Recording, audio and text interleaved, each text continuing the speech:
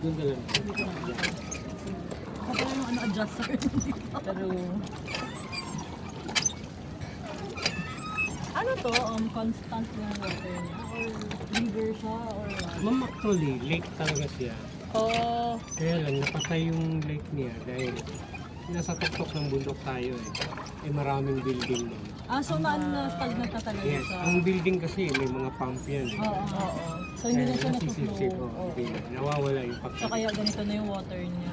So paano niyo siya inaano? Actually, mga water naman, kahit saan ka sa mundo mo, pag ang tubig matabang at istag siya, ganito talaga ang Oo, kulay. maglulumot Oo, talaga siya. Kaya Magaan ganito siya eh. talaga ang kulay.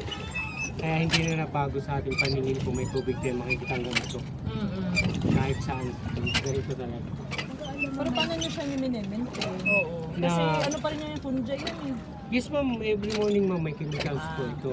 Kaya may mapapansin nyo, treatment na rin, no? every Kasi 10 bawal years to. po ang Oo. linis dito ma'am. Walang amoy yan, Yun kahit na nga po hawakan nyo. eh, walang amoy. Walang langaw, walang lamok yan. Kailangan kasi tourist spot siya eh. Oo. Opo, every morning may chemicals po yan. Actually, kasi otherwise, dengue ito. Dengue ang Dengue, laban outbreak natin. tong dito. Pero, Pero walang lamok, langaw, walang amoy ano. Galing. Grabe kung ganyan pa man lang nila ang Pasig River, no? Kaya mo naman. May ano na ha, may bangkan, ay may, May boat, ferry na. may ferry na ang Pasig. Hindi na din daw masyadong Mabaho. Sana ituloy. No? Yung problema lang, hindi na maintain ng tao yung basura. Correct. Wala na Di ba rin nilinis ano na eh. yon? Mm-mm. Tapos bumalik ano pa pa rin. ulit. What to do?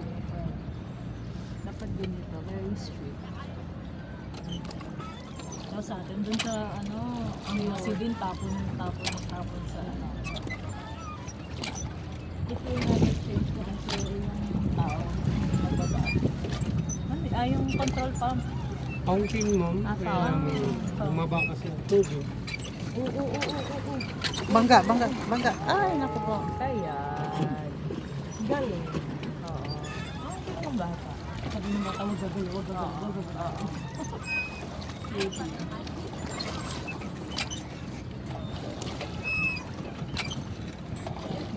Yan. Tama, ayos na yung ano madaan, ayos naman tayo. Ito kaya kayo?